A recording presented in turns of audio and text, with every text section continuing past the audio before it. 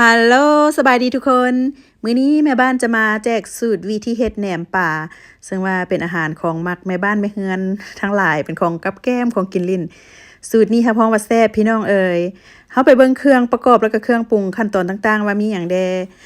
ลักๆแม่บ้านจะมาเฮ็ดน้ำจิ้มเอาน้ำตาลปี๊บหรือว่าน้ำตาลอ้อยนี่ประมาณ100 กรัมแล้วก็น้ำธรรมดาประมาณ1 จอกหรือว่า1 คัพเกลือ1 บวงน้ำปลา2 บวงเด้อพี่น้องแล้วขั้นตอนต่อมาก็จะเป็นกระเทียมสับ1 บวงสูตรของแม่บ้านจะใส่น้ำมะขามเปียก2 บวงพี่น้องเอ๋ยมันจะออกรสชาติแบบส้มหวานค่อยจะบ่ใส่ในเป้งนัวค่ะถ้ามักก็ใส่เฮาก็ต้มให้มันฟดเคี่ยวให้มันฟดไปนิดนึงแล้วก็เอาไปพักไว้ให้มันเย็นแล้วขั้นตอนต่อมาอันนี้จะเป็นปลานิ้นทอดแม่บ้านใส่ปลานิ้นทอด1 โตพี่น้องหรือว่าพวกเจ้าใส่ปลานิ้น1หรือว่าปลานิ้นปิ้งก็แล้วแต่ความสะดวกเนาะขาดบ่ได้ก็คือข้าวแตน2 เปียงข้าวแตนก็แม่บ้านเฮ็ดเองก็มีหอมทั่วไปน้ำปลาหัวข่าหัวสิงไคหอมแดงแล้วก็มีหมักเพชรข้าวคั่วเกลือเป้งนัวแล้วก็อีหยังก็ถั่วดินบดก่อนอื่นเฮาก็มาแกะปลานี่เอาแต่ซีนเด้อ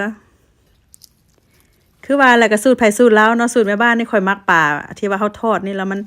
มันจะเฮ็ดให้แห้งกรอบดีมันก็จะคันถ้าว่าปลาเฮาเอาไปนึ่งก่อนนี่มันเฮาต้องได้ปั้นน้ำมันออกพี่น้องปั้นน้ำออกเพราะเฮาเฮ็ดแบบผงๆหั่นนะสันดอกว่าก็แล้วแต่ความมักของไผของเราแล้วคือว่าแล้วแต่สะดวกเนาะ มักแบบใดก็เอาแบบนั้นแต่ว่าปลานี่แม่บ้านทอดเรียบร้อยค่อยบ่ได้ถ่ายเวลาค่อยทอดพี่น้อง สิเป็นปลาปิ้งปลานึ่งได้ทั้งนั้นเด้อแล้วเฮาก็มาใจเอาก้างออกให้มันดีเฮาก็จะมาเฮ็ดแบบพงๆนี่หั่นนะแหนมปลานี่ก็เป็นอาหารประเภทหนึ่งที่แม่บ้านมากๆพี่น้องมี FC เพิ่นนั่นบอกให้แม่บ้านเฮ็ดแต่โดนๆแล้วก็บ่ค่อยมีโอกาส มื้อนี้ก็มีโอกาสมาเฮ็ดให้พี่น้องเบิ่งเฮาก็ใจเอาก้างออกหั่นล่ะเนาะใจไปใจมาใจไปให้มัน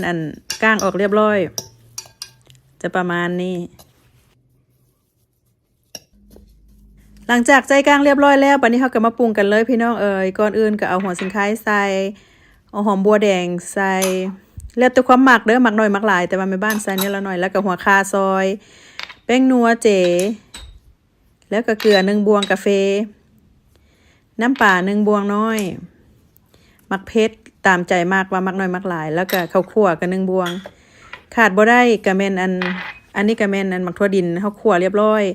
หมักนาวก็แล้วแต่ความมักเด้อพี่น้องใส่2 เปียง3 เปียง2-3 หน่วยก็แล้วแต่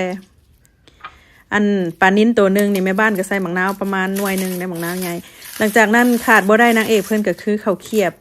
ยบโพงนี่นะข้าวแตนนี่นะคันถ้าบ่มีเป็นเปียงแบบนี้พี่น้องสามารถใส่แบบที่ว่าข้าวแห้งข้าวตากนะแล้วก็ไปทอดมาใส่ได้เด้อคันถ้าว่าบ่มีข้าวโคบข้าวอันนี้มันจะบ่เป็นแหนมได้พี่น้อง เฮาก็คนเข้ากันให้ละเอียดดีคันถ้าว่ามักใส่มักปีก็ใส่มักปีได้เด้อแต่แม่บ้านหั่นเอากาบเอาพี่น้องแม่บ้านแบบเอาพันเอาจะบ่มีปลาแดกแล้วก็บ่ใส่น้ำตาลเด้อสูตรนี้นะพอมันจะหวานอยู่น้ำจิ้มพุ่นหั่นนะหลังจากนั้นเฮาก็มาซิมรสชาติตามใจมากคั่นแล้วว่ามักแบบใดมักแบบใด ซิมเรียบร้อยเห็นว่าพอดีแล้วตอนสุดท้ายเฮาก็จะใส่หอมลงไปพี่น้องเอ้ยบ่ได้ยากได้ซาหอมนี่ก็จะมีหอมบัวกับหอมป้อมหอมลาบแล้วก็ผักแพรวหลังจากนั้นก็คนเข้ากันให้ละเอียดดีก็พร้อมเอาไปพักไว้ขั้นตอนต่อมาเขาจะมาเฮ็ดน้ำจิ้มที่ว่าแม่บ้านเอาน้ำจิ้มไปพักเย็นแล้วเขาก็มาบีบมะนาวใส่ตามความมักคือว่าหั่นล่ะแล้วก็ใส่ถั่วดินคั่ว1 บวงคันถ้ามักเผ็ดก็ใส่มักเผ็ดผงมักเผ็ดป่นอย่างได้เด้อแต่แม่บ้านหั่นมักแบบว่ากับเอาหั่นนะแล้วละเด้หลังจากนั้นก็มาตักเสิร์ฟใส่จานผักทั่วไปก็จะมีผักสลัดผักอีหยังแล้วก็มี